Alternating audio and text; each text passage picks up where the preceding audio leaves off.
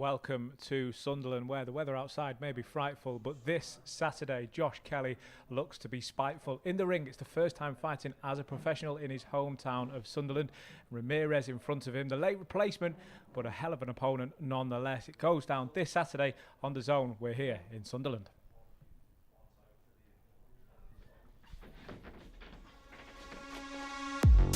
I'm Josh Kelly. This is my hometown. This is Sunderland, baby. Come on. I'm a fight night fighter. Give me the lights, cameras, everything. I'll go out there and perform. The best Josh Kelly on the night beats anyone in the world. It's fight night. I've been ready from day one.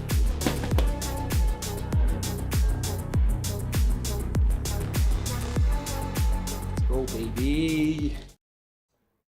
Boxing on the ground here in Sunderland. It's Josh Kelly fight week. It's always a big fight in the northeast when it's Josh Kelly involved, but this time is extra special. It's in the hometown of the pretty boy, and he can't wait to put on a show this Saturday live on DAZN. The build-up starts now at press conference, which will be beginning shortly. But before we get to that, my colleague at Wasserman Boxing, Phil Kirkbride, stands next to me. He'll be on the stage with Callus Howell and Josh Kelly, and the whole card a little bit later on. But Phil, straight to the action. Josh Kelly, it's his first fight as a professional in his hometown. We can't wait to see it. Oh, very excited, and ticket sales have reflected that. First time for Josh boxing in his hometown since he was an amateur, winning the ABAs in 2013. So a really special moment for Josh, but hopefully the first of many, and we build hopefully to some huge fights in this city in 2024.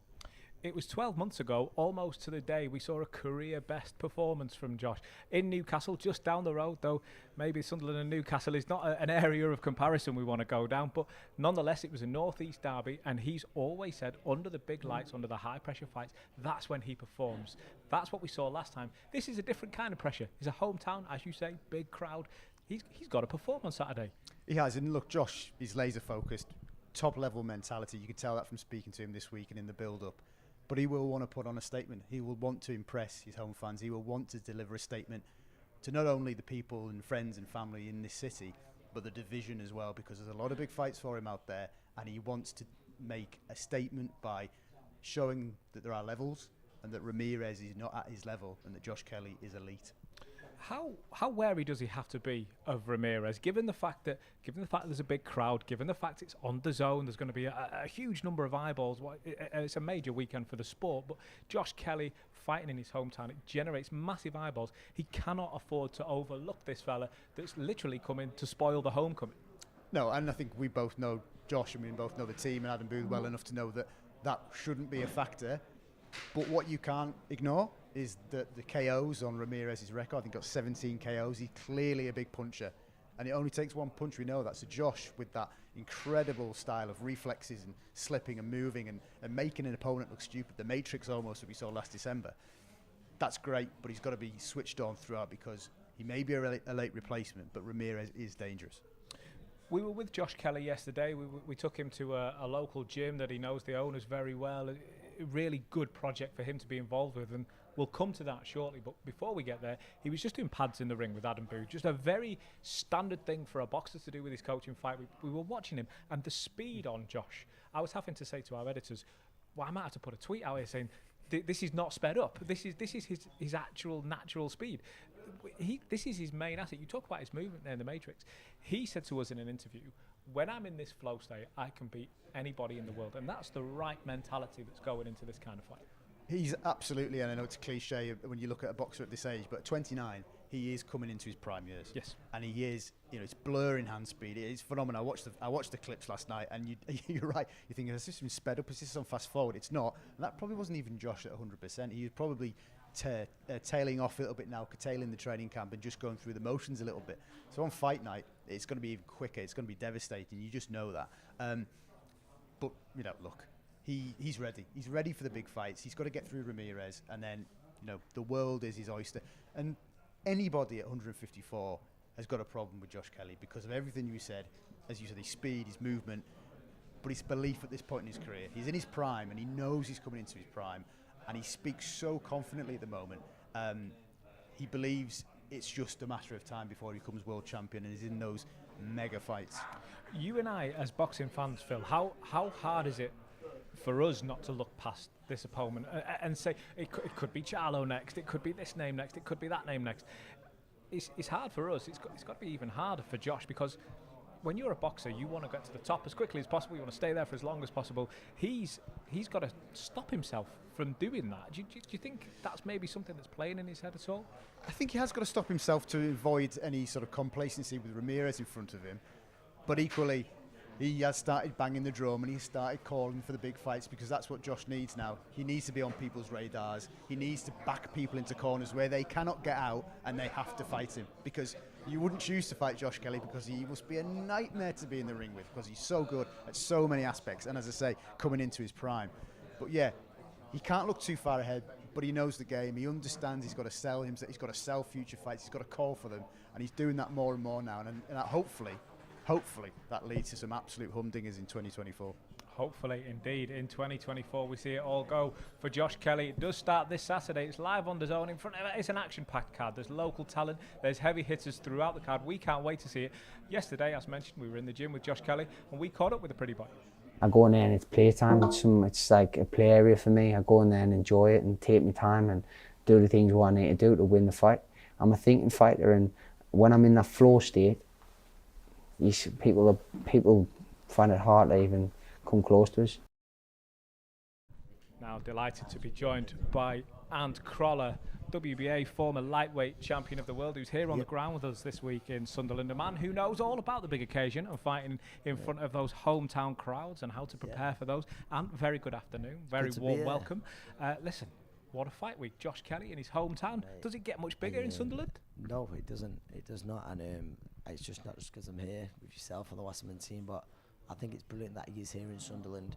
I know for a long time, obviously, he's boxed around the North East, and listen, Newcastle's great, I love it, but he is he's a Mackham, isn't he? I'm right in saying that. Yeah. You can't get that wrong around here. Through. Yeah, no, I was worried then, but no, through and through, and I just think the whole fight week's been brilliant. I think him on the pitch at the, and I said the Stadium of Light now, I think Stadium of Light, the local amateur bit, giving back. And I think Josh is a star. He's a star, and I think for a long time he's gone under the radar. But like I said, he sold very well. A week before Christmas, possibly the toughest time of the year to sell. More or less sold out. Might be by the time fight night comes. He's got that real star quality about him, and I think this week, what I've been watching, the way he's handled it all is fantastic. And a good win on Saturday night, it puts him in a great place for the big one next year. The fella that he's up against, Placido Ramirez, is no stranger to going to hometowns. He's happy to do that. He's happy to be the away fighter, the party spoiler. When he comes to the Northeast, he's going to face a very hostile environment. You've gone away before. You've had to go to places where it's not Manchester. How do you prepare for something like that?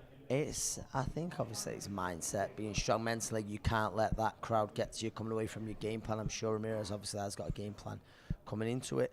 But I think, Ramirez, the type of character he seems, I think, Sunderland, it could be as intimidating as anywhere in the world, but like you say, just a few fights back, he went into someone's hometown in Albania, so it's not new to him, do you know what I mean? He just isn't seeing the type of character, what I know of him, what I've seen of him, to let that get to him.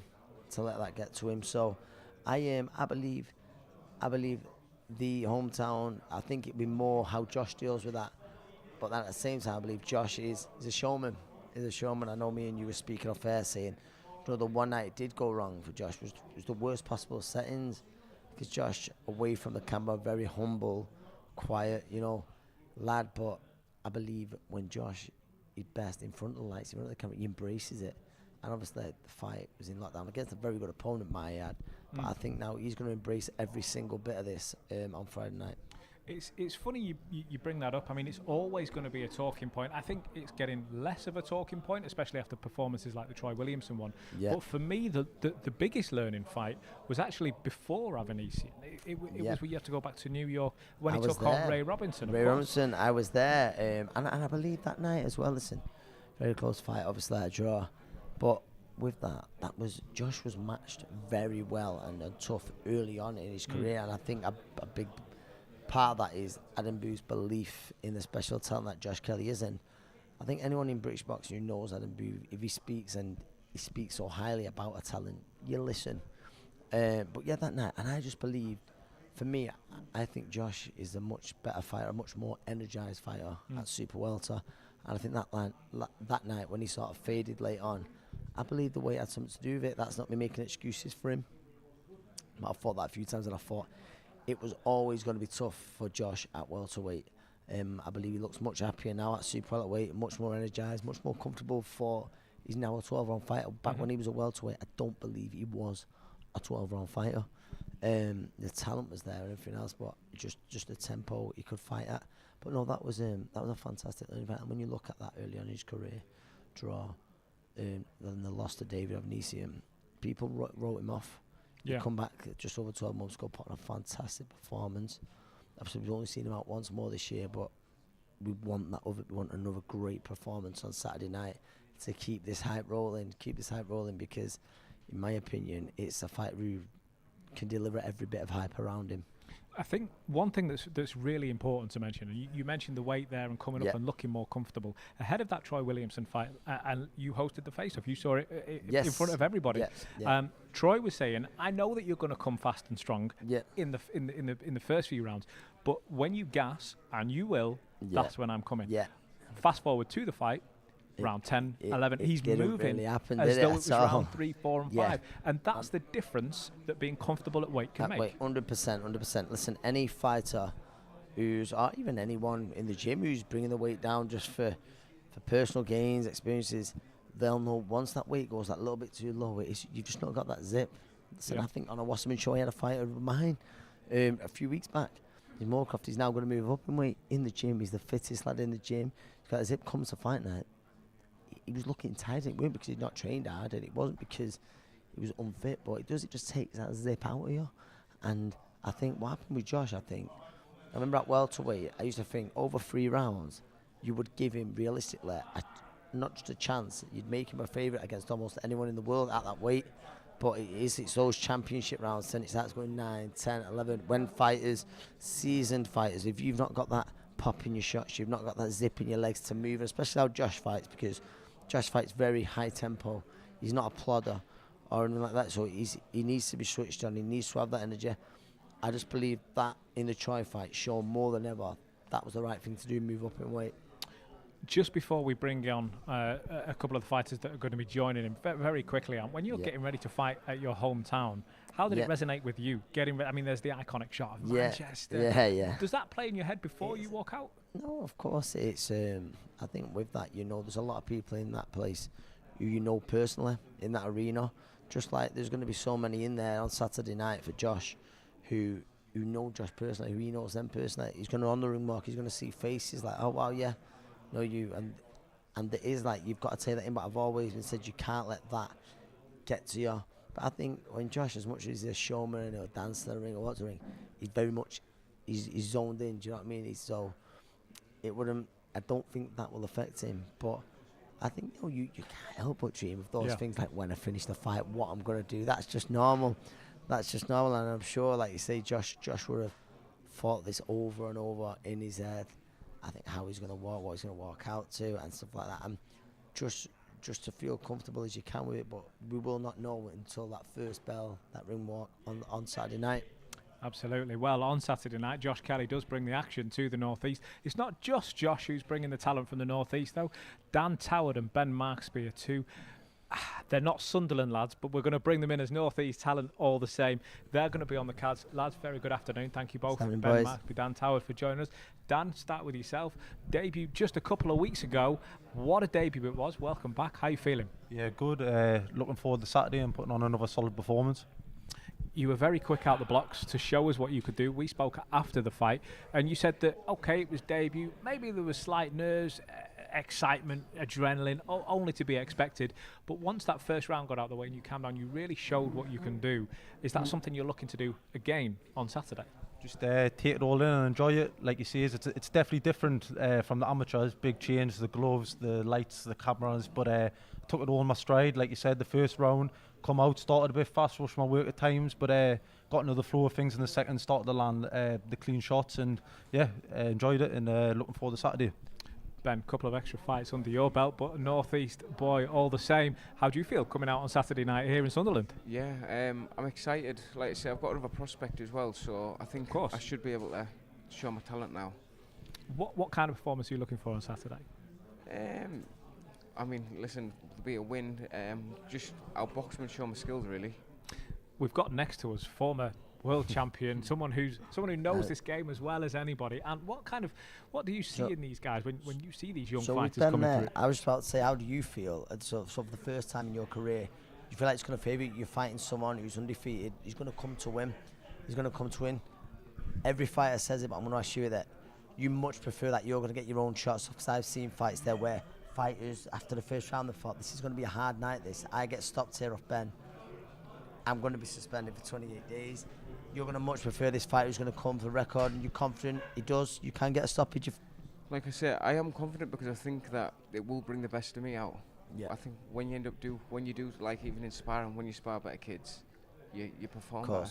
And I think that's what will happen Saturday. And the shots will be there, the counters, everything like that. When when someone tucks up, it's a little bit harder to get those shots off. Yeah, it's like almost like with fighting the journeyman. It's hard, and like sometimes sometimes it's hard to look good against them. Yeah, of course. But like I say, Saturday, I've got a prospect, unbeaten prospect, so should be good. No, good stuff. And Dan, obviously it's been just a few weeks. You're used to that quick turnaround in whether it be in ABA championships, however many national titles it was.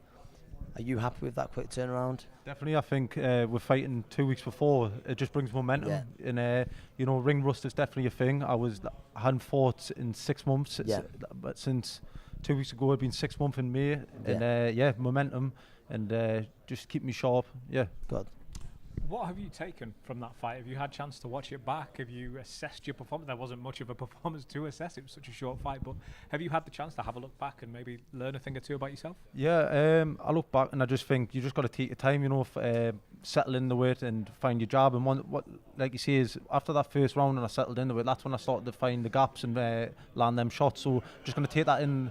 I've got 6 rounds to break them down and get them out of there. That's what I'm always looking to do, perform in front of people, make sure that they get the money's worth. So just take my time and pick my shots. Ben, do you? I mean, you've been where Dan was not too long ago, where you've got that debut nerves, and then they've gone, and then you've got to kind of settle into that. Do you see Dan's progression, and do you sort of compare that to your own journey? You can see what he's going through, having been through it so recently yourself. Yeah, and like I said, Dan's probably done it a bit faster than me because I started off on the small hall shows. Yeah. Whereas probably is a bit more pressure when you're having your debut on bigger shows like this. Also starting with 6 rounds as well. So you say not many. There's only the very, very highly accomplished amateurs who would start with 6 rounders. But like say, so most fighters do start on the 4, but you're comfortable with that. You're comfortable with starting on the 6 rounds. Yeah, definitely. I think them 4 rounds is still very similar to the amateurs. You only get an extra round. I think with my style, take your time, you can take your time. Look better over them 6. Pick your shots, break them down. Yeah. Well, Team Josh Kelly are walking in around us, I think, at the moment. Dan Toward, Ben Maxby, thank you very much. We'll allow you to go and prepare. Another big talent on the card this weekend is Tom Welland, who made his debut also not so long ago, Wasserman Show in Brighton. Tom, of course, raved about, of course, by none other than Manny Pacquiao. He joins us now. Yes, Tom, how are you? Good to see you again. Back under the lights this Saturday in Sunderland. How are you feeling? Unbelievable. I mean, it's good to be active. I was a very active fighter as an amateur, so to get back out straight away and to have the team put their trust in me is unbelievable for me. So to get back out, looking forward to Sunderland, looking forward to being on another away day. So yeah, looking forward to it. Can't wait to get under the lights now. And I'm sure you saw it. Yeah, I was going to say, what an impressive debut. I'm just the same to Dan. How do you feel about the quick turnaround? Are you happy with that? Because obviously the national titles, the activity you had as an amateur, are you happy with that? Yeah, very happy. I mean, as an amateur, you fight 2 or 3 times over a weekend. You do the same the week after. So it was always quick turnarounds as an amateur. So I'm very used to getting out, getting back in, getting out, getting back in all the time. So for me, this is no different to normality, really. Obviously, now this time it's 6 rounds rather than 4. But for me, it's a bit more professional. And obviously, I get under a massive card in Sunderland. So really looking forward to it. There was, of course, a lot of eyeballs on that debut fight after having a slightly famous former fighter shout you out. Have you been in touch with Manny Pacquiao since he gave you that first good luck message? No, I haven't, but I've been speaking to his son, Emmanuel. So I know that Emmanuel is still in the Philippines in Manila. He's training hard. But his, obviously, Pacquiao's son, he reached out to me and was like, mate, Looking forward to seeing you, David. Looking forward to seeing you out again. And I know that a lot of the Filipinos that didn't know me before, they do know me now through the Pacquiao video. So again, it's good exposure for me. And it's more rivals coming through the cameras onto the ring. We've got a family friend of the Pacquiaos here. Yeah, wow. Joining us. Boxing royalty. And I draw on you because your experience is as good as anybody's I've met in the sport. When you're the young fighter coming through and you have heroes, other fighters patting you on the back. I mean, you and I show our age a little bit. Social media maybe wasn't as big back then as it was now, but you must know what it's like. What does it do for you as a fighter when you've got this guy going, let's go, mate? I remember once having a world title fight. Alex Ferguson done me a video before it. I know it's not boxing related, but I was like, wow. But it gives you that massive buzz, that extra few percent in training. You're like, wow, I want to do some. One thing I wanted to ask you was, I ask this nearly every top amateur, every amateur turns over to professional. I always say the same to him. It's like, it might have been, for me especially because you had to wear head guards, but when you first get in there as a professional, you almost feel naked. You almost feel naked for the first time, or did it not feel like that to you because the head guard was off by the time you finished? To be fair, like, my last season as an amateur, I did box without a head guard, so I boxed as an elite without a head guard. So it was fine. Like, it didn't change. It didn't feel any different. But the smaller gloves were a big thing. Obviously, going from 10 ounce to 8 ounce gloves, that was a big thing. And you can feel everything through them 8 ounce gloves. Like, even if you take a shot on the gloves, you feel his knuckle. You can feel absolutely everything. So that was a big change. But other than that, the head guards were completely fine. So we touched on it last time, Thomas. One of the main differences is, if not the main difference of going from amateur to pro, is this stuff. Is the lights, is the camera, is the microphone. Is that something that you feel you're adapting to? Because this is something that you probably won't have had to deal with too many times before, and now it's a regular occurrence. Yeah, I mean, I've barely done this as an amateur, if anything. I mean, in the Philippines, it's quite big with their Olympic squad, but here, I mean, even over there, though, you're working with very limited resources. But even here, it's so different, so different. I mean, the weigh-ins, we're used to just getting on scales, getting off and going.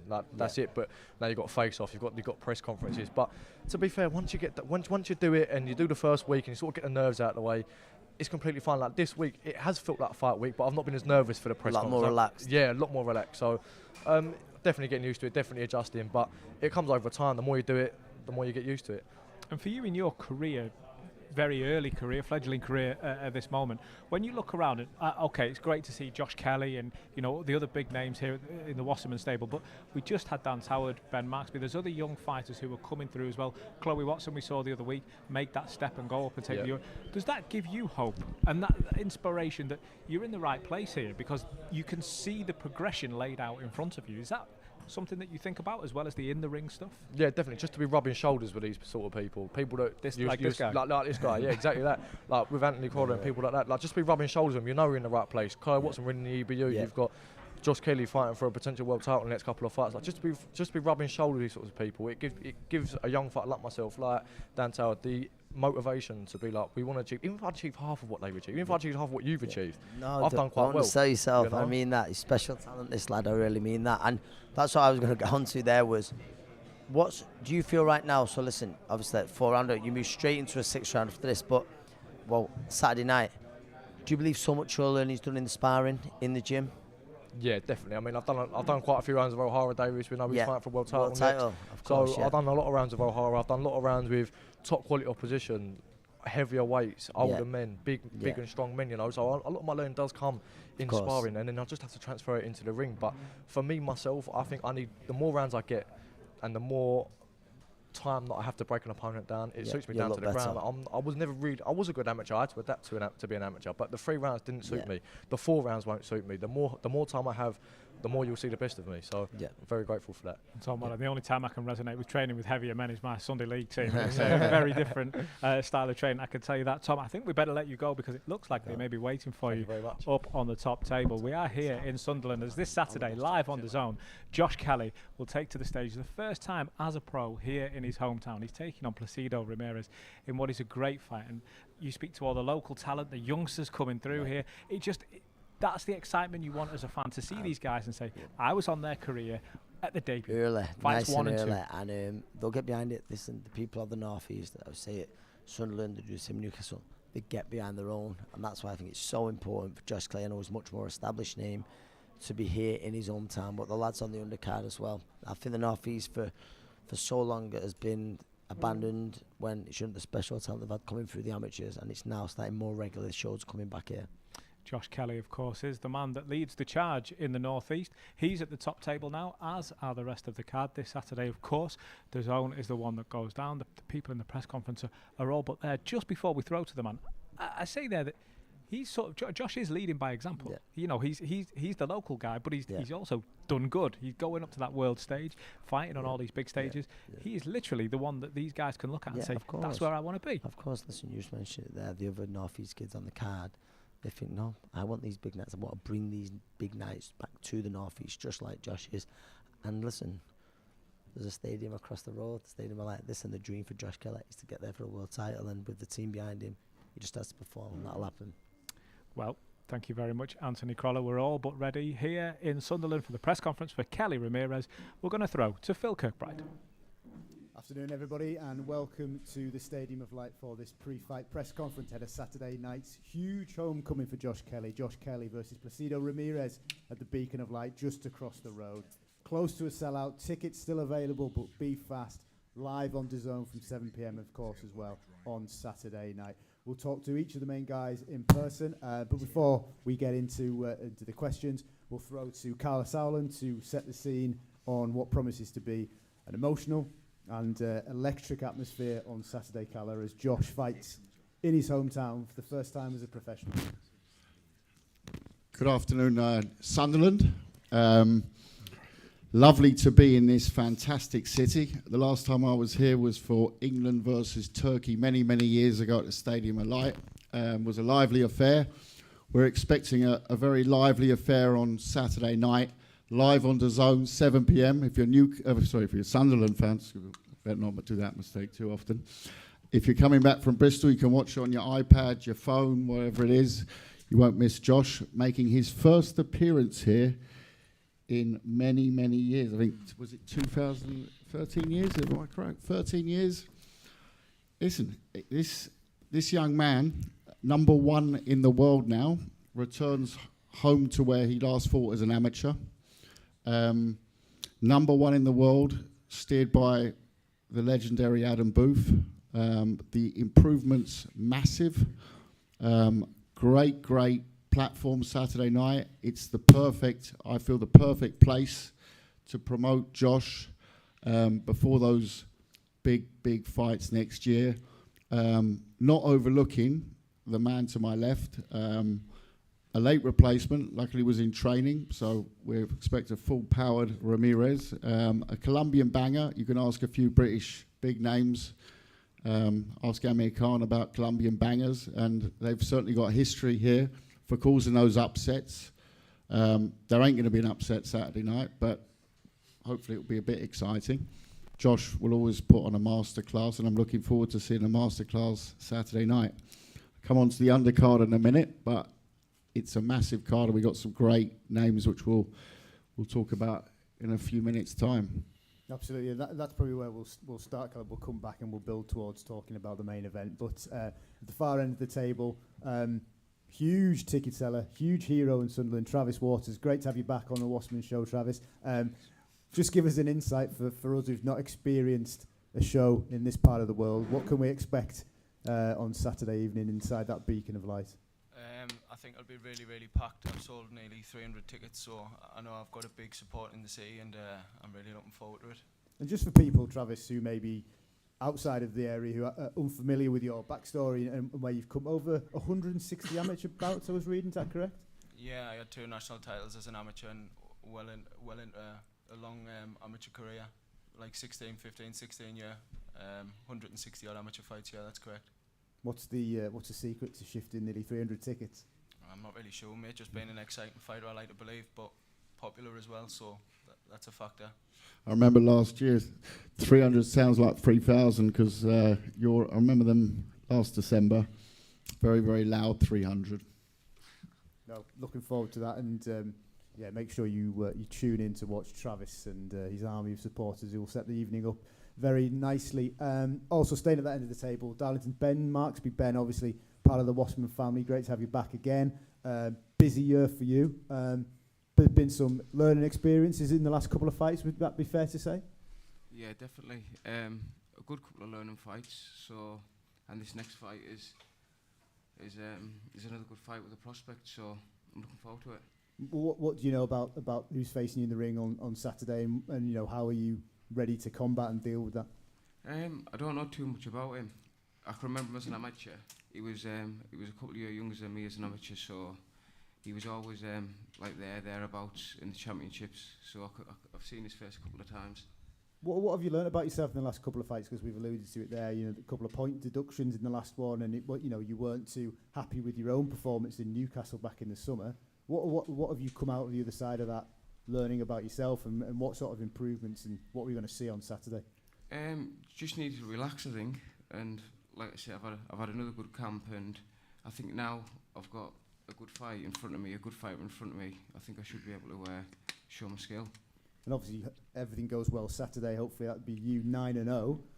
Is 2024 when you start pushing for titles and asking for those title shots and things like that? Yeah, definitely. Like I said, I'll be 9-0 going into next year, and these are the fights I need. Like, I don't think it's good anymore fighting journeyman. I need these good fights. Yeah, absolutely. Looking forward to a big 2024 for Ben. Immediately, a man to my right, not from this part of the country, but from Essex, Tom Welland, Atomic Tom. A sensational professional debut in Brighton a couple of weeks ago. Tom, how are you feeling? Very good. Good to be back. Tell us about that debut. 4th round knockout. I think it was a body shot in the end, wasn't it? They did the business. Go on, talk us through it. It was spectacular. He was a tough opponent, but it took a lot to get him to beat him down and to figure him out. But once I did let my hands go, the body shot came, and it was a little rib tickler, and he went down. So yeah, it was a good little performance, good debut, but we're just looking to build now. Calla, when you see a professional debut like Tom's, all action, vicious, spiteful, how excited does that make you for what we can and how we can match him going forward, and what's potentially in coming ahead for Tom? Well, first of all, we don't sign every boxer that comes through the doors of Wasserman. We see ourselves a bit more boutique, so we look at what we're signing, especially Nissa, Tom, Dan, also Ben, but Tom and Dan had fantastic debuts, and it's just great to get them back out. At the beginning of a career, you want to see activity. Their activity will be two in the space of a month, more or less, and that's going to continue. That both had fantastic debuts, and then it's a journey. There's ups and downs. Ask Josh and Adam about ups and downs. To get to that top, it's not one smooth way. Doesn't work. It doesn't work that way in boxing. Never has, never will. And those ups and downs, that's where, debut nice. You only get one of them, so you want to make the most of that. But from then on, it's activity. It's moving forward. It's picking the right fights also at the right time, getting that experience. So when you get to the level of Ben, when you're 9-0, and you're going into those fights that aren't, you can't select your opponent when you go to championship level. So you might end up with a southpaw, a short opponent, fast opponent, big puncher, technician. So you've got to have that feeling that you've already been in with something similar in the ring beforehand, and that's something that we always look to achieve. But yeah, first and foremost, activity. Great that they both enjoyed their debuts. May it long last. Indeed. Tom, how different did it feel, that transition? Being a pro, camera, in your face, under the lights, big crowd. Did it feel natural to you? The way you fight seems like ready-made for the pros. But what about the experience of being a pro compared to an amateur? Yeah, I would say it felt natural to me, to be honest.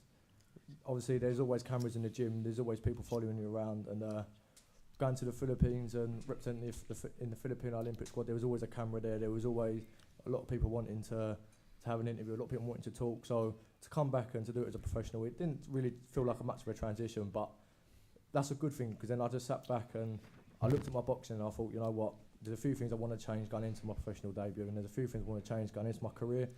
And I can fully focus on that, so I was very happy with it. And tell the good people of Sunderland, who sent you a good luck message ahead of the fight? Mr. Manny Pacquiao, the the man, the myth, the legend, Mr. Pacquiao sent me a message, and I still speak to his son Emmanuel a lot now, following that message. So it's nice to know that we have a nice little connection with the Pac Man and the Filipino people. So and there's a lot more Filipinos now that are sort of getting behind me, that know my name, following that message from Pacquiao. So with a bit of luck heading into the future, possibly maybe a world title fight in the Philippines, that won't go amiss.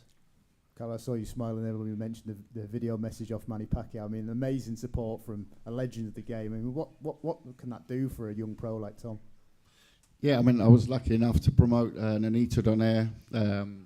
Also promoted his fight against Inui, which was Fight of the Year in Tokyo in front of 24,000 people. It's crazy. But Asian boxing's mad. It's the smaller weights, but boy, oh boy, there's no retreat, no surrender over there. Great the plaudits, and that's part of the promotional game. I'd say look at what Manny did in his career and try and emulate it. You know, that's the real message here. I'll have to get you Nonito to send you one as well. The Filipino Flash. I like that name actually. Yeah. So exciting, great, and again, it's a path we don't choose lightly who we sign, and it's a path that we look forward to go on together. I think I was counting it recently. I must have been very bored on a Sunday. I think it's 24 or 23 or 24 world champions that I've managed in 23 years to build from scratch, i.e. 0 and 0. So hopefully a couple sitting up here today in the future as well. There's certainly one next to me here, but from the younger guard, whether it's Travis, whether it's Ben, Dan, Tom, that's the future. Very exciting. And Tom, just the last one before we move on. For people inside the Beacon of Light on Saturday, or for the guys tuning in live on DAZN, what are you going to produce? We're going to produce something spectacular. We're going to go out, we're going to look for development, but you can expect headaches and sore ribs. Your opponent has been warned. Thank you, Tom. Moving on now to another guy, 1-0, who made his debut only 2 weeks ago. Spectacular again. Mr. Dan Tower from Newcastle. Dan, how are you feeling? Yeah, good, thank you. Good to be here and looking to put on another solid performance Saturday night. Has that buzz died down from the debut? We spoke to you afterwards. You were on cloud 9, and understandably so, from a second round stoppage. It was sensational stuff. Yeah, definitely. I was happy, but just strictly business. I knew that I was back out in 2 weeks' time, and just straight back preparing for Saturday night. What does the next 12 months look like for you, Dan? That was that performance caught people's attention, and maybe some people are now looking at your career and how quickly you can be mixing it in titles in a different light, because it was so emphatic. We take each fight as it comes, but not many prospects would have took that on the debut. Winning record, he weighed in 9 pound heavy, and I got him out with that in the second round over a 6th rounder for my debut. So the next 12 months, that's up to my management, my coaches, but just looking to build. And hopefully another good performance Saturday and put me in good stead for 2024. And similar to a question that I asked Tom about that difference between being an amateur, obviously like Tom, you've been there, seen it and done it as an amateur, but what was it like having a camera live on TV in your face, under the lights, big crowd? How did that feel? Was it nervous, or did you just embrace the whole moment? Took it all in my stride. It's definitely different, hitting someone in them 10-ounce little gloves compared to the 12-ounce stings, and the amateurs are like pillows. That was definitely a big difference. The lights, the cameras, but no, I enjoyed it. I've prepared for this my whole life. Kalle, we spoke to Dan in Bolton a couple of weeks ago and talked about debuts, but did he exceed expectations almost, even though we knew of his background and his pedigree as a title-winning amateur? It still was really headline-grabbing stuff in Bolton. Yeah, but I'll be quite honest, I expected it. I remember him coming off the stage when we had the press conference in fight week, and he said to me, I'm going to be one. And he's got that aura about him where he's going places. I'm very surprised that we haven't mentioned, or I'll let you say it, how many, for people who don't know in here, how many times did you win the amateurs? I don't think it's been mentioned 10 times. I was about to say, it's the first press conference we haven't mentioned it. 10 times. Not 9, not 8, 10 times amateur champion. So, winning is a habit. It's a good habit, keep it going. And Dan, this is obviously Not the best place for a big Newcastle fan like yourself, but are you still hopeful of winning over some Sunderland supporters on Saturday evening? Definitely. But I'll be looking in the future to bring big nights to Newcastle. But I don't mind fighting in Sunderland. We've got what we've got to do, and looking forward to a big night on Saturday.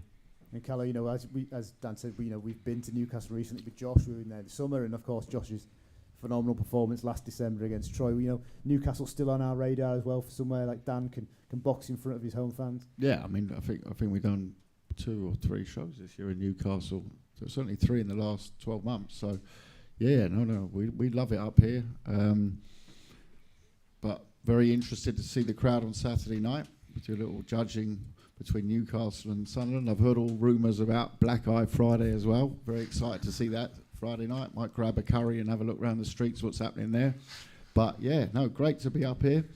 So they're proper fighting towns. They have some great young talents and a champ to be next year.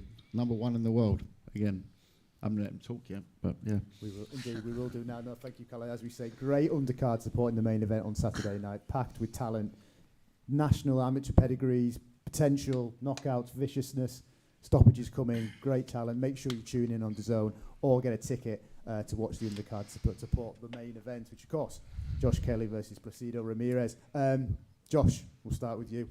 How are you feeling? I've just sensed in the build-up over the last couple of weeks, despite the change of opponent, focus is laser focused, calm, relaxed, and supremely confident. Yeah, bro. I've been getting ready now for 16. I think me and Calla and Adam agreed an opponent 16 weeks ago. So I've been in training camp for 16 weeks, and that guy pulled out. So it is what it is. It's boxing. It wouldn't matter if it was him or Ramirez. They're both getting beaten. So that's the end of the story. But I've trained so hard. I've trained clever. I've trained smart. I've never let the foot off the gas since the last fight. So I'm not going to enjoy it. Put a performance on in front of all the Sunderland lads, and just enjoy it, bro. It's my time. You said something to me. I think it was last week where you said you feel like you're punching harder than you have ever punched in your career. I mean, if that's not a warning to Ramirez or anybody in the division, nothing else is. And I am punching generally hard now. I'm not sure whether it's the weight, the maturity, the belief, but I'm not trying, and I'm putting guys out in sparring, putting people down, and I'm just it's starting to go to a whole new level. So listen, it's not believing in yourself now. It's knowing stuff about yourself. When you get to this stage, you have to know stuff to be able to go to that next level, to be able to challenge for world titles and be able to challenge at the top. You have to know you've got that something about you. So I've been tested plenty times in the gym, been tested plenty times through the professionals and in the amateurs, and I know where I'm at. I know where I'm destined to be going, and it's just a matter of time until we get there. Calla, when Wasserman started this journey with Josh, what difference do you see in him now from when you first signed Josh to the man who sits next to you now, on the brink of a homecoming and a huge 2024? Where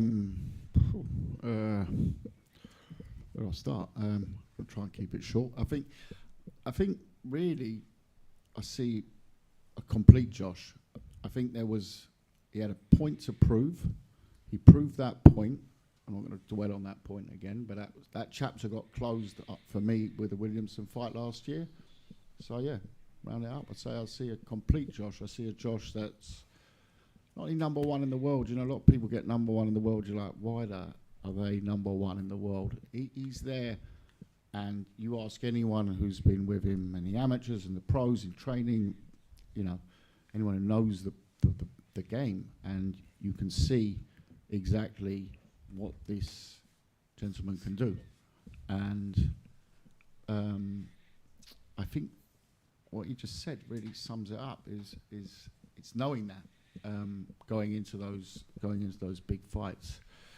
That doesn't mean he can take the eye off the ball, so to speak, Saturday night, because we've got someone, and that again, that's all part of getting ready for that big shot, which will come in 2024. The rankings are the rankings for a reason. we know the champs. I think that will come in 24, but at the moment we focus firmly and solely on Saturday night. Let's not get carried away with that this is the homecoming, it's nice, celebrate afterwards, but, job to do. And with Adam and his team, he's not like this is the first time Adam's been there. Not saying you're really old, Adam, or something. I'm just saying you've been there before. And, so yeah, the complete Josh. I think that's really the difference. But it's a lot down to, I think, the way it's gone with the Troy fight last year and the way it's developed over this year as well. Okay, we'll come back to Josh and we'll bring Adam in a minute or two. But first, I want to throw to the man standing in Josh's way, the man who wants to ruin the homecoming, Placido Ramirez. Welcome, Placido. When you were offered the fight with Josh Kelly, was it easy to say yes and accept? Cuando ofrecieron la pelea con Josh Kelly, fue fácil aceptar la pelea. Pues primero que todo darle las gracias a Dios por la oportunidad. Sí, desde que mi apoderado me habló de la pelea, le dije que de una vamos a coger la oportunidad y enfrentarla. Yes, since my manager told me that we had this fight, I told him, yeah, let's go and take the chance to win. When you look at Josh Kelly, what do you think are his strengths and what areas do you think you can maybe exploit on Saturday? ¿Cuáles crees que son los puntos fuertes de Josh Kelly y cuáles crees que son los puntos débiles? Pues lo que estuvimos viendo en los videos, en la pelea de él, fue un boxeador que se mueve mucho, rápido, pero igual nos preparamos bien para el tren de pelea de él. He's a boxer that moves a lot, but I'm prepared and I've been training for the style of fight that he'll bring. When we look at your records, we see 17 knockouts. Is that your biggest strength, your punching power, or have we underestimated you? Cuando vemos tu récord, vemos que tienes 17 KO. ¿Ese es tu mayor fortaleza?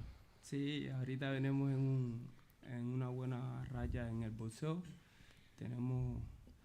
Estamos subiendo y la estamos metiendo fuerte en él.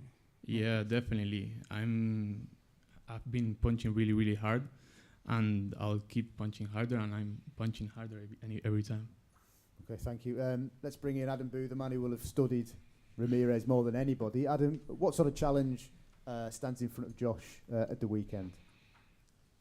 He's experienced, he can punch, he comes to win, he looks to win, and that's the most important thing, because the bigger the challenge, the better that Josh performs.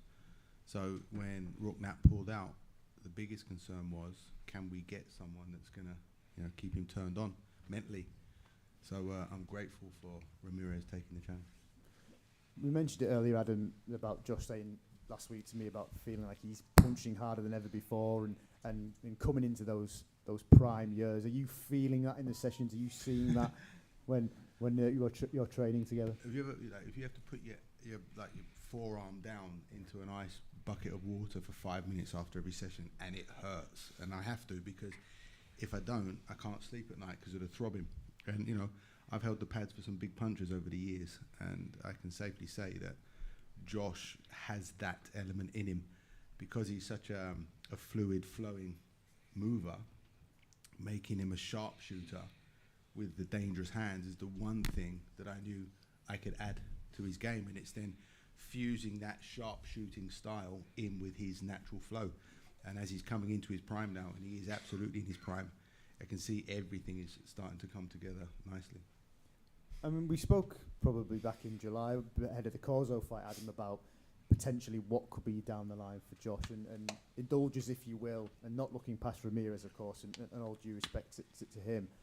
But what do you want to see? What fights would you like to see Josh grab or have the opportunity to take in 2024? Well, I mean, if you want my honest answer, I don't care.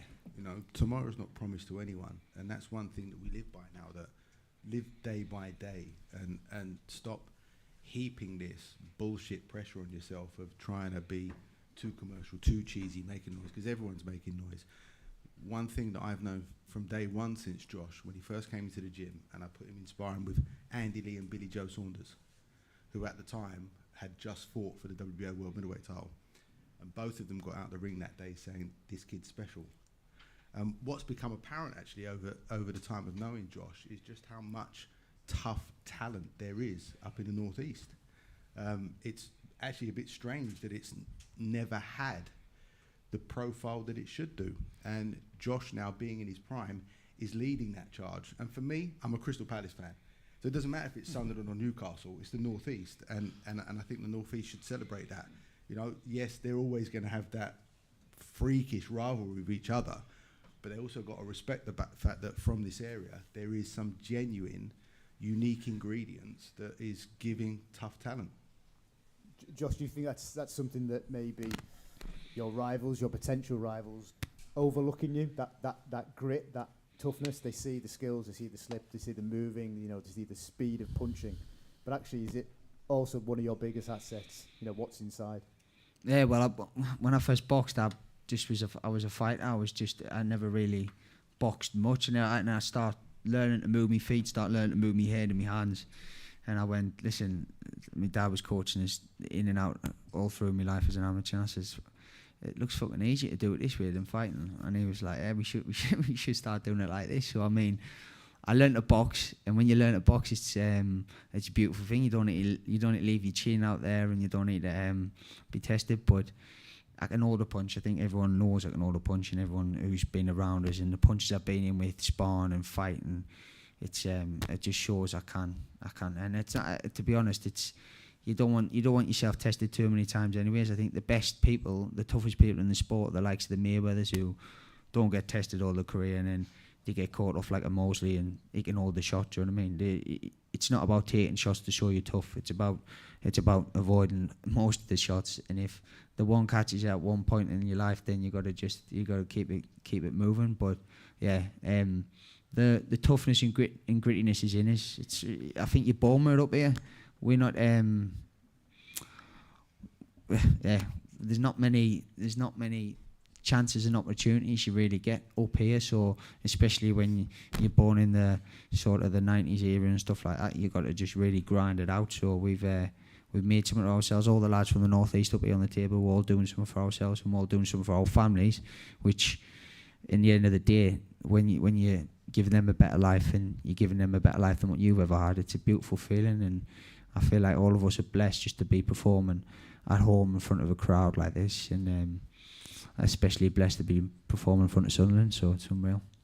Just looking to Saturday, Josh, you know, what sort of message and what sort of statement do you want to send to your rivals with your performance Saturday? Look, you know, Callum mentioned #1 with the WBO, 4 in the IBF, I think 11 or 12 with the WBC, brilliantly positioned for big fights. What do you want to say to your rivals at 154 with how you perform on Saturday? Yeah, I'm not bothered, to be honest. I don't give two fucks whether they think he's fucking shit or he's good or whatever. Do you know what I mean? I know what I'm made of. I know what I do in the gym, and I know. Listen, everyone can have the opinions, but opinions are like arseholes. Everyone has one. Do you know what I mean? And at the end of the day, you're doing what you do in the gym, and you're performing a fight night. It is what it is. I'm gonna do me, and if they like it or not, then it's up to them. If they're worried or not, it's up to them. But when they get in the ring and they get hit and they can't see the punches coming, they get left in spaces and gaps where they're like, well, why did I miss like that? Then it's all it's all downhill from there. So yeah, I don't really give a fuck, to be honest. Carlo, what does 2024 hold in your mind for Josh? Big fights. Everyone knows I like a domestic blockbuster. You know, there's a few names circling around. Say them. Obviously, Chris Eubank Jr., Conor Benn. I've heard Kell Brook returning. You know, there's some very, very interesting domestic fights to make. You know, at the same time, there's big world fights to make as well. I'll be honest, if a promoter can be honest, is I prefer the British ones because they're big. You know, they're the ones. But we'll see. You know, we'll see what we can do. We've managed to do a few big domestic fights over the years. In fact, I think we're the only promoters this year that have done pay-per-views in the UK. 5 times. So, you know. I think I marmalised them every single one of them. Yeah. Absolutely marmalised. Josh, which one of those 3 names that Callum mentioned would you want the most? Fucking any of them, mate. Absolutely. They just keep dancing about each other and just fucking this contract and this contract and this drug test and that and fucking. Why are you not fighting each other? Do you know what I mean? Just get in, get it done, see who's the best, keep it moving. It is all about politics and who can make the most money at the end of the day and the most eyes on the sport. So I'm not one to be shouting and bawling, but like, yeah, these just need to keep it moving and get on with it. But yeah, that's another story for another time. We've got this guy on the left to get dealt with on Saturday first. Absolutely, and we will wrap up shortly there. But before we do, obviously customary to get everybody's prediction. Placido, can you give me your prediction for your fight with Josh Kelly on Saturday? ¿Cómo crees que va a acabar la pelea? Pues, como todos saben, no me gusta pronosticar la pelea. Si llega a decisión, Dios bendito. I don't like to say what I think, but whatever, it's fine. Decision, knockout, however. Josh, Ramirez, obviously confident. I think that's no surprise. But what's your prediction for how it goes down at the Beacon of Light this weekend? It's got to be a win, but in the fashion I do it, it's just we're not choosing when and how and what round, but yeah, it's going to be a win, 100%. Calla, final word, final sort of message to the fans, whether they're tuning in on DAZN, as you say, the Sunderland supporters coming back from Bristol maybe, or guys who've got a ticket for the show. Why are we tuning in? Why are we taking our seats for this event on Saturday? Well, I think if you're from the North East, I think this will be probably the last, the first time in many years, and unfortunately, it'll be a while. I think, given the fights we're looking at for next year, realistically, those will be either in places like London, Las Vegas, wherever the boxing wind takes us. So this is a great time to see if you see your hero before he goes and does that. And we will return and fill up that stadium next door. But we've got to go do some work in between. Excellent. Okay, well, thank you, everybody. Thank you, Travis, Ben, Dan, Adam, Josh, Placido, and Tom. Thank you very much. Remember, Saturday night, Beacon of Light, and live on DAZN from 7 o'clock.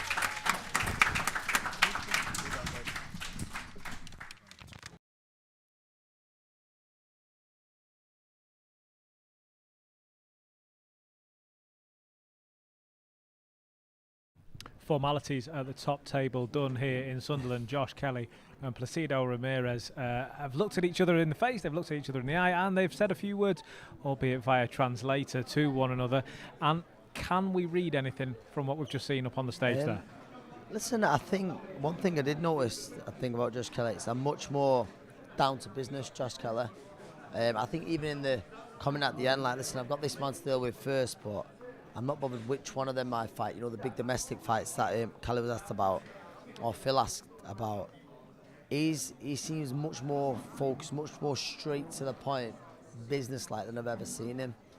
So whether you can read into that and think he's going to start fast, he's going to go out there and put on a show, I think that's more or less certain. That's what Josh Kelly always to do. But yeah, no, I think, listen, it was just business is business, isn't it? But it was definitely the most. Yeah, straight up. I don't know if fired up might be the wrong word. I've seen Josh Kelly, but he looks very good. I'll be honest, I was kind of hoping the translator, Maxi, who's just walked past us, I was kind of hoping he would do us a favour. Back and forth. Yeah, when they were asking the question of the opponent Ramirez, like, how do you expect to win, or how do you expect the fight to go? I was wanting him to say maybe, you know, I'm going to knock him out in 3 rounds and spoil the party, but. The fact that neither fighter did that, and listen, you know this better than I do. When you're in that position, are you kind of done with it? Are you kind of done with the throwing insults? Yeah, of course. And I think, listen, it was respectful, but I think at the same time, both men are very confident. Both men are very confident of the victory on Saturday night. Not just Josh, but also Ramirez. He did say, you know, I'm not just saying knockout points, but it'll be a Ramirez win. We've just seen Josh walk past us. I think we're going to get him up here any moment. But one thing that I was happy to see, and I was happy to see it yesterday and again this morning and again just now and hopefully again in a minute, is the smile on his face. Because it's been well documented before that, you know, fight weeks at a big intensive pressure, especially when you're a fighter like Josh Kelly. But now he seems calm. He seems happy. Very relaxed. Listen, we all know the cliche about the happy fighter, etc. But he seems to be that guy right now. I just think he seems very relaxed. Obviously, the one about happy fight being a dangerous fighter, and I believe that's what Josh Kelly is right now. But I think it's coming maturity. I really believe that's coming maturity, and you know, Josh now he's at that age where he thinks, no, I'm ready to make a serious assault on my world title. And early on in his career, the talent was always there, but the timing, it wasn't the right time. It wasn't the right time, and I think it's I think him and Adam have got a very special relationship. I like that, and you can see sort of how he's about. And I always think Adam he said something, he tries to release some of that pressure from him, and I think that's sign of a very good coach, mind you. Mentor, I think he would be as well. Then, you know, towards Josh, I think he does a lot of good things, you know, for him, and you can see the trust between the two, between the pair. You can see the trust between them. Well, I think Josh and Adam are just about ready to come up and join us up here, and I think it's great what you say. I think it's exactly right when you say a coach is more than just a left hook, 1-2 straight right. He's more than just that. And Adam Booth, I think, epitomises that as they come up and join us. I genuinely believe that between these two. Here they are now. They're coming up and joining us. Adam Booth and Josh Kelly, come take to the stage. Is this like an Ant and Dec thing about which stand you side on?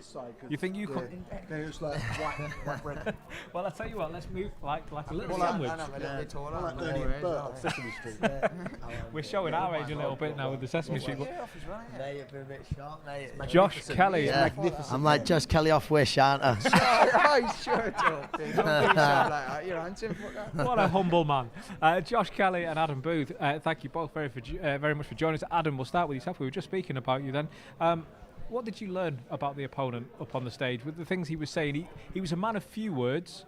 Do you take anything from that, or is this just another day in the office? It doesn't mean anything what they say. You look at what they do, and there's enough evidence to see what he does. You can amplify it a bit and make him slightly more aggressive, or make him more determined, or make him more negative. You can amplify him, but there's enough evidence of what his style is, what his strengths are, what his vulnerabilities are, and you know, we've been doing this long enough to know that that's just bum fluffery. It doesn't mean anything. You were saying about taking the pads up there. You've had heavy hitters over the years, but you kind of alluded to Josh having more venom in his shots now. Is that the sign of a progression? They often talk about fighters coming into that man strength coming through and developing and filling. Is that where Josh is now, ready to move on to that next level? Yeah, and there's so much more involved in it. When you're trying to simplify, is he hitting harder? But it's not just about whether he's stronger or whether he's quicker. Cummings, he's in his prime. But especially fighters that have movement and hand speed, there's an impact point. And it's actually releasing the energy at the impact point that becomes the hard thing. Because the quicker they are, the less time they've got to focus that energy at the point that it lands. You don't want them tight before, and I'm talking about fractions of a second, and you don't want them tight after. You want that explosion at the point of impact. And a combination of his physicality improving and his impact point from different positions is what's unsettling me on a daily basis. Adam, I was just going to ask then, I remember sitting in a restaurant with you in Glasgow in 2016, and you just saying what a special talent Josh was. I always remember it, so I always knew from then on, keep a close eye on Josh. Do you believe, like you say, now he's in his peak, this is the right time, obviously we never overlook Ramirez, to make that serious assault on a world title? Yes, I mean, look, I've said it, like, whoever it is now, make it. You know, and having seen enough fighters over the years and realizing that talent is one thing, but talent's got to suffer on the journey, right? It's got to suffer mentally, physically, and emotionally, and come through the other side better than they went into that period. And that's where I would say 99% of fighters drop off. The talented fighters, because we've all seen immense talent over the years. And Josh is probably the biggest talent I've seen in terms of watching him step into the ring with 2 world middleweight champions, shuffle his protector down, and look like he was going to sit on his bed and watch TV. He's now, even after only 16 or 17 pro fights, he's gone through a journey that normally takes fighters 25 to 30 fights to go through.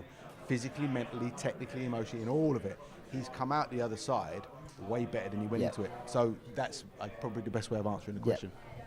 Josh, I mean, over to yourself. This is the first time as a pro in Sunderland. I guess you're going to be asked a lot of questions about the opponent and who's next and, you know, how you are as a fighter. But for the moment, you're coming back to your hometown. Does it make this fight week a little different at all, knowing the faces in the crowd maybe a little more than you might usually? I mean, yeah, but yeah, I love being back. I love being back home. This doesn't change anything for me. A fight's a fight. You can put me in a back garden, I still do the same thing. I've been doing it since I've been young, going and sparring places and different things, and I just love it. Like when you get in the ring, it's just different. You don't. The crowd. If you're silly enough to play along with the crowd, then you can get dealt a bad hands. You need to just keep yourself internally right, everything on point, and that's where I'm at the moment in my career.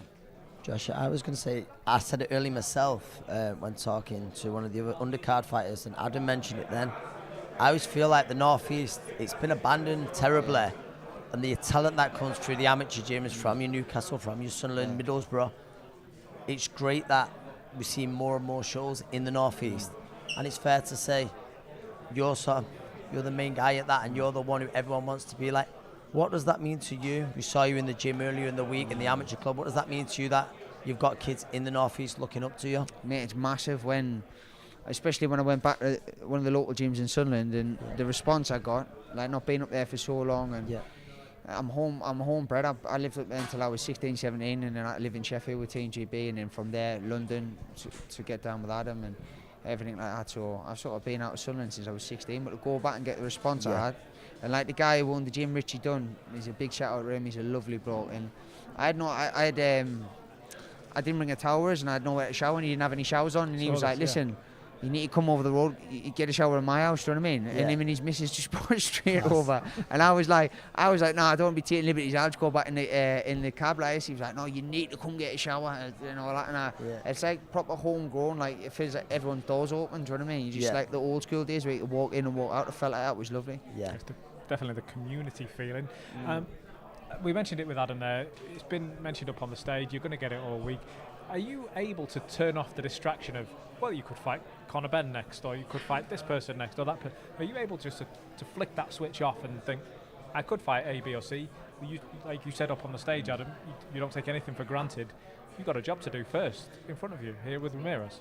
No, listen, when you've had and knows yourself, even in sparring, for instance, you bring people in sparring, they've had not much experience, next to non-experience, but the good lads, and they come in, and if you think, well, I'm going to have a little play today, you go in, you get checked, do you know what I mean? You get checked constantly, and it's good at this stage of the game to be like, listen, you need to take everyone, and you be humbled by anyone, so you need to take everyone serious, and it's not taking it serious for me, it's going in there enjoying it and putting a play on in my head, like going in there and just dancing and starting the way I need to start. When I do that, it doesn't matter if it's Ramirez, Knapp, any of them other names you mentioned, it wouldn't matter if it was any of them.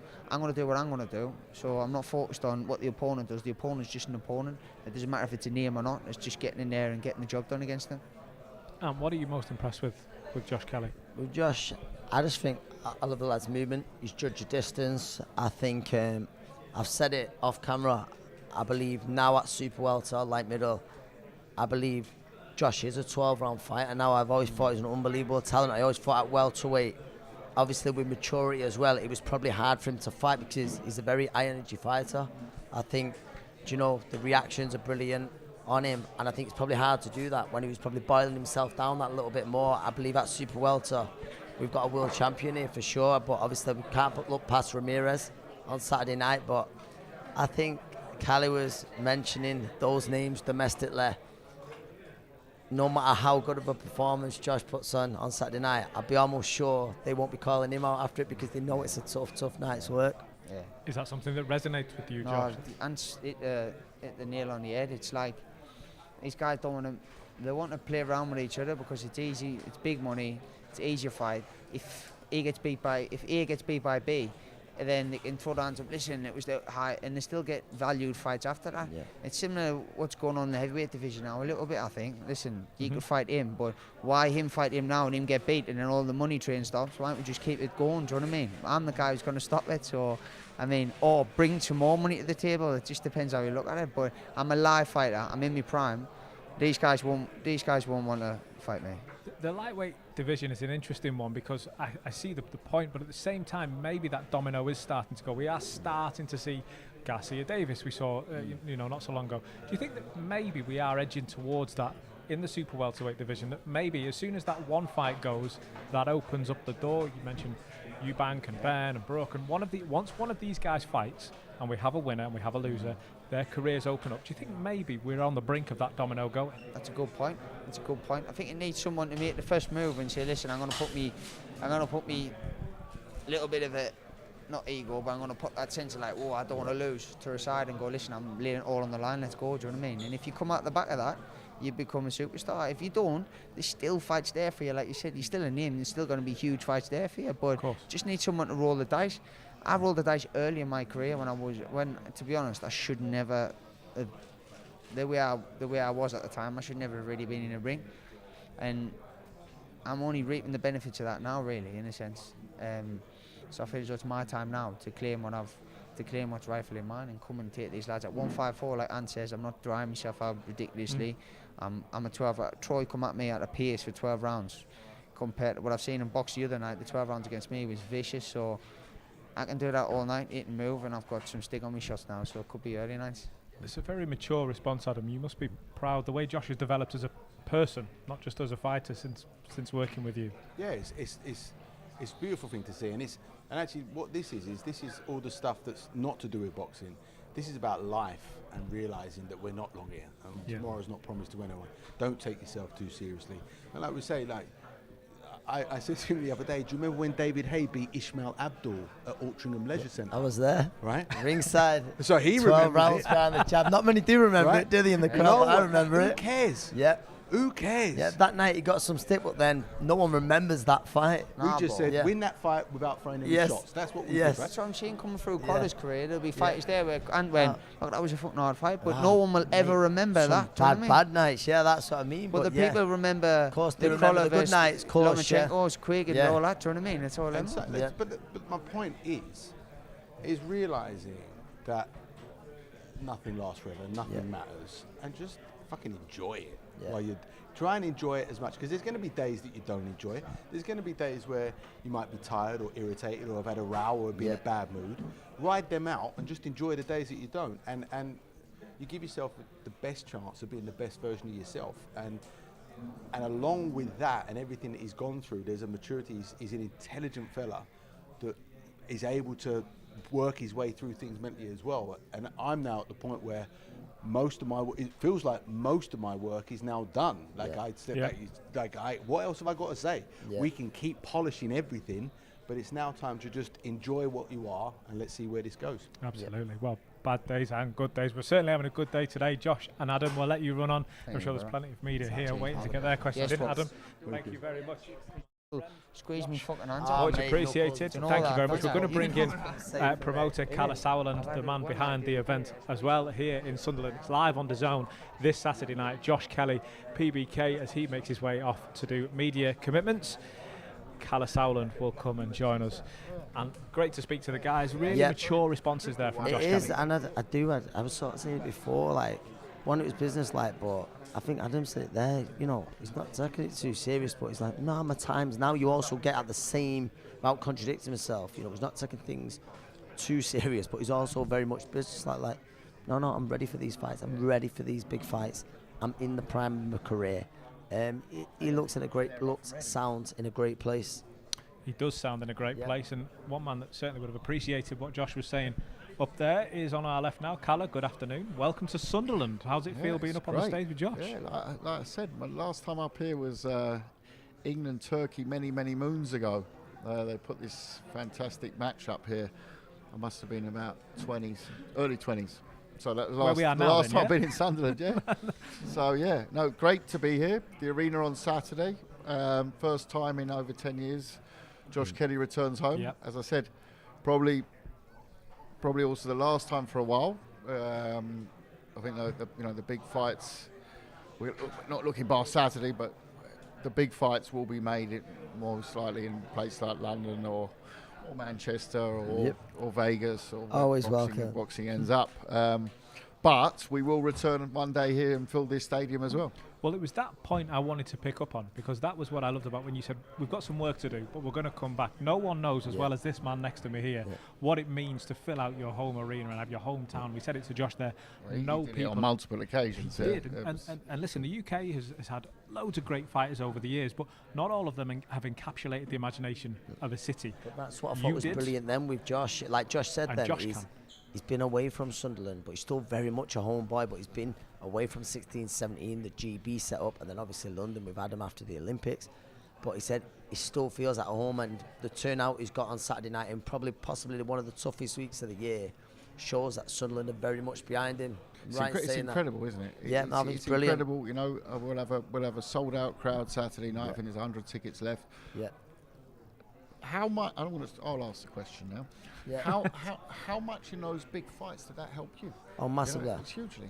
Massively, and I think I was sort of saying before to Chris, I think that Josh he's a showman. He's a showman, but at the same time, he's very much focused. Like there might be the odd glimpse of someone from ring said, "Oh yeah, I know him more." Not seen him in so many years, but he's brilliant. He's can't touch him, but I think he's an entertainer. He's a showman, and I think he's going to embrace every bit of that under the lights, every little bit under the lights, the cameras. And he's going to enjoy that, and I think he's going to enjoy that on Saturday night. And listening to him, how he's sounding, he sounds so much more mature, but at the same time, very much business-like. Thinking, no, I'm coming into my own now. My confidence is through the roof. I think mature's the key, isn't it? Absolutely. You know, you often hear fighters, especially early in their career, they talk a lot, and then when they walk a lot, then they find out that it ain't that easy to talk the talk and walk the walk at the same time. Yes. And I think that when you listen to him, and I was asked, what's the difference now when you sign him? I think that the experience he had with the loss, coming back, being written off, getting himself in that gym, putting the graft in the gym, has paid dividends. But also, not just boxing wise, the way he carries himself. You know, there's a demeanour about him where you think, you know, this guy is in a good place. Yeah. And that's at the same time, the confidence though as well. You know, when you mentioned the three, or Chris mentioned the three, I said it just then with Adam and Josh. You know, like your Conor Benns, your Eubank Jr.'s, like you can see he backs himself against any one of them. He does, but he's not there for the small talk or anything like that. He's just, if we're not going to fight, right, move on, I'll win a world title. I get that vibe from him. Not messing about with the words with him. No, there wasn't. He's straight to the point. You know, but it's that confidence where you can see it can be backed up. You know, I think that's the key here. Yeah. I remember when Josh Kelly first signed with Wasserman, and we had the media day in the office, and you and I sat on the big row of chairs, and you spoke about your pride of signing a fighter with the caliber of Josh, and you sat there on that day and said, "This is a future world champion. This guy that I've signed, you had your arm around, this is a future world champion." And we've got a journey to go on, and we went on and we fought the likes of Peter Kramer in Liverpool, and then we had to come back and we had a couple of South American fighters who were there to give him rounds, give him tough tests. We then had Troy Williamson that brought a test in two kind of ways, because the physical test of a good boxer like Troy, but at the same time the heat of a local derby, you know, the British title on the line, the size, the magnitude of the fight. He came through every test with flying colours. That moment when you sat there and said, "I've got a future world champion," is this the path? Is this the vision that you had when you sat there in that moment? Yeah, I mean, I've got to be honest. The names, like Peter Kramer, I've forgotten that name since that night. So Troy was a big pivotal point. It was about closing that chapter of what had happened before. Absolutely. The rest of it, for me, has been fights along the way of some serious hard graft in that gym. So, yes, the fights have been important. There haven't been, you know, if we're honest, there haven't been like, you know, life or death situations. Not in the literal sense, but there haven't been cliffhangers in there. Yeah. But it's all been part of a planned journey. The Troy fight was a very calculated risk. Let's not forget, going into that fight, it was pretty even in terms of the public opinion on it. I remember Boxing News doing a poll on it, and a lot of people were split on it. They said, can Troy's the sort of fighter who's the style that everyone thought, he's going to gas against him. A lot of people thought he was going to get Josh in the second half. He's going to put it on him, and he's going to gas out. I remember I had a fella behind me, lovely fella from Newcastle, my ears are still ringing, who kept on for the first round. He's gassing Josh, he's gassing Josh. Yeah. But that was the feeling. Yeah. So it was, that fight was so pivotal also for so the public could see what Josh is doing. The rest of it has been part of a journey that's really taken place behind closed doors. You can see what the work that he's done in the gym. You can see the way he mentally carries himself. And are we there yet? No, we're number one in the world. We're the number one challenger in the world, not champion yet. And as I said, whether that's the next step or is it the big fights, you know, it's a paid profession. You know, he's not a bricklayer at the weekends, right? So this is how he gets paid. We've got to look for the big fights. The big fights are those, the Eubanks, the Benns, the Kell Brooks, those names floating about around that weight. You know, also Florian Marku, interesting fight as well. Let's do a lot of tickets. So you've got, as a promoter, we've got to be looking at that as well. So we're looking at both paths. But at the same time, Josh Kelly wouldn't, because of the type of fighter he is, he wouldn't be a happy man if he didn't retire without winning, you know. World title, yeah. Standing there with a world champion. But that is, you could, of course, the money, and people say, no, the money comes second. No, you've got to make sure that there's bread on the table and there's a roof over your head. Then comes the world title. That's just sorry to excuse the lack of romanticism in what I'm saying. But if those big fights is what it needs to be, and by the way, when it comes down to the world titles as well, those are great fights in a way to lead into a world title fight. So the ideal would be start next year with a big domestic blockbuster and then move into a final world eliminator. title. You'll be there, mandatory. And they're the kind of fights that we could see London, Manchester, Sunderland, or anywhere in between. This Saturday on DAZN, it goes down. Josh Kelly takes on Placido Ramirez in what is a great fight, not just for the sport of boxing, but for the city of Sunderland. It's a homecoming, first time as a professional for super welterweight fighter now. Josh Kelly, he looks to bring it in ahead of a huge 2024. We can't wait. We'll see you Saturday night live on DAZN.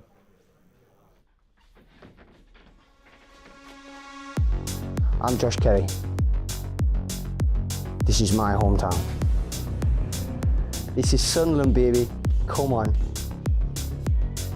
I'm a fight night fighter. Give me the lights, cameras, everything. I go out there and perform. The best Josh Kelly on the night beats anyone in the world. It's fight night. I've been ready from day one.